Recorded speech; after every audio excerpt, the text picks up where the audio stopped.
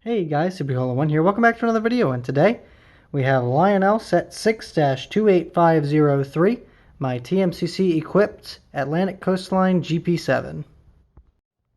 So this is your basic late 90s, early 2000s Lionel GP-7 slash GP9, because all they did with the GP9s was they put the dynamic brake housing on it. Yup, fun fact, Jeep 7s can also have dynamic brakes. But anyway, so yeah, basic Lionel GP7, everything's molded in, except for the beacon, which pops out, and the horn, which is about to fall off. So that's about the level of quality that we're dealing with here. You can also see that molded into the plastic is the Lionel logo up front on the body that just kind of pops off, but I'll get more into that later. Also get into all the paint chips, and the fact that most of the electronics in this are new, because I had to fix that, because it's old, and I've had it for a long time. So a little bit of a change of pace. This engine is more or less my pride and joy. I redid all the electronics in it. I put in a cam motor. It's got cruise control, rail sounds 4.0. I did all the paint on it. And the reason I brought this out is because the reason I knew how to do any of this, between the electronics and the paint and the motor and all of that, was because of the engine that this video is on. So yeah, this poor engine's been through a lot. None of the body screws are left, which is fine, because they're these things, and they're made out of plastic, and they break. And this engine was my first Lionel train. My dad got it for me when I was really little, and I loved just taking it apart and putting it back together, and taking it apart and putting it back together, and taking it apart, and spending hours trying to chase out all the circuit boards that were in it and putting it back together. And I did it so many times over all of the years that I've had it that it just started dying on me, because that happens when things get old. So it's none of the screws are left, and most of the electronics on the inside are new. So the soundboard's new, the reversing board is new, and one of these, I think the rail sound power board, is new. So just to keep it running, and the speaker's new.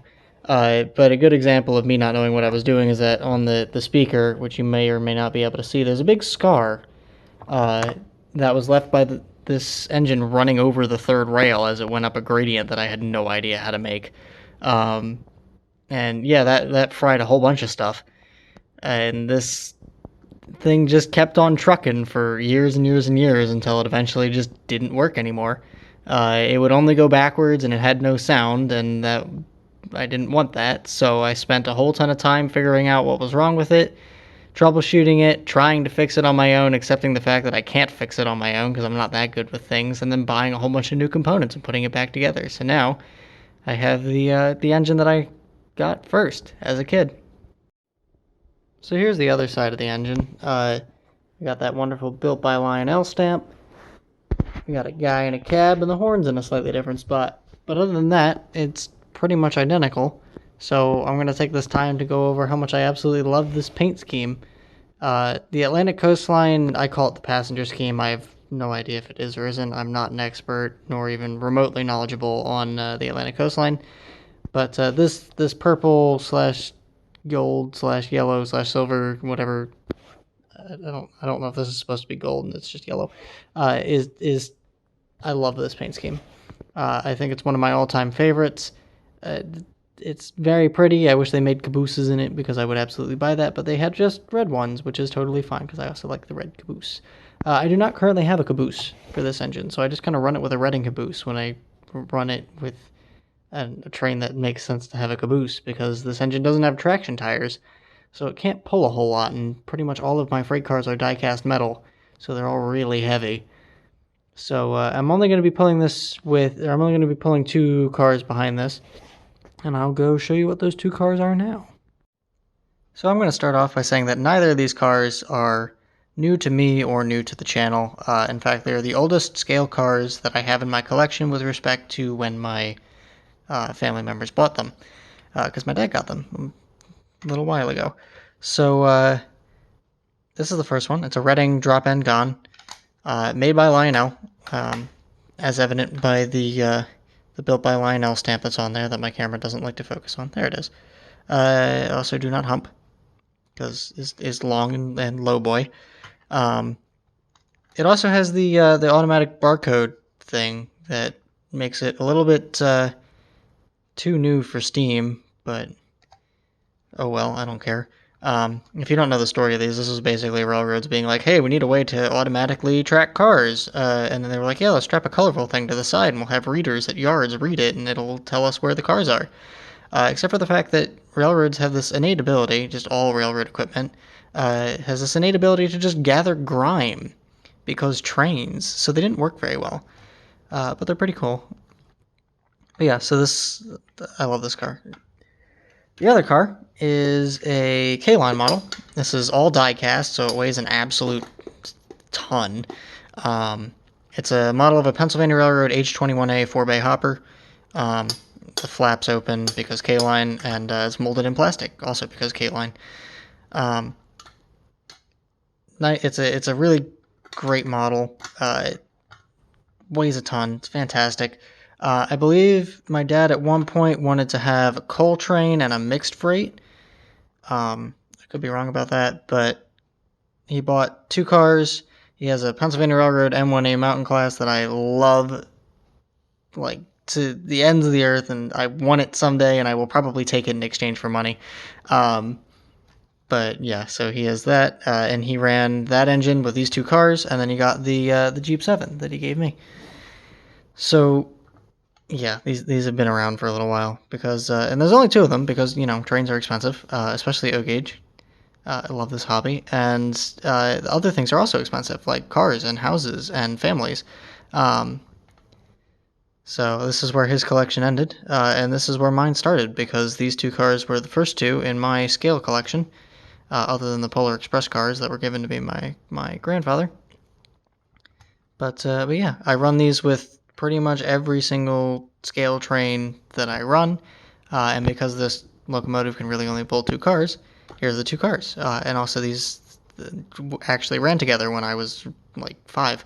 But yeah, so speaking of running, let's put these on the track, hook them up to our GP-7, and do some running shots.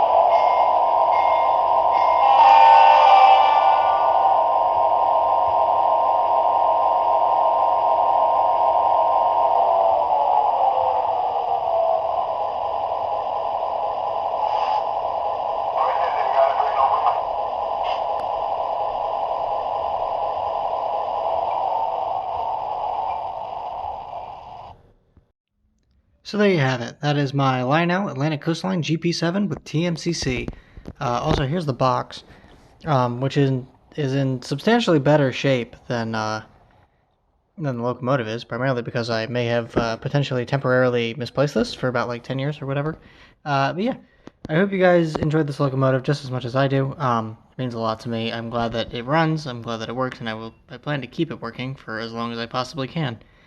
Also, if you guys are wondering, my next video will hopefully go up sometime in the second week of October of this year. I'm actually going to be home for that, so I'll have my layout. I want you guys to leave me some suggestions in the comments on what I should do when I actually have my layout, whether you want me to run some scale stuff or some old stuff.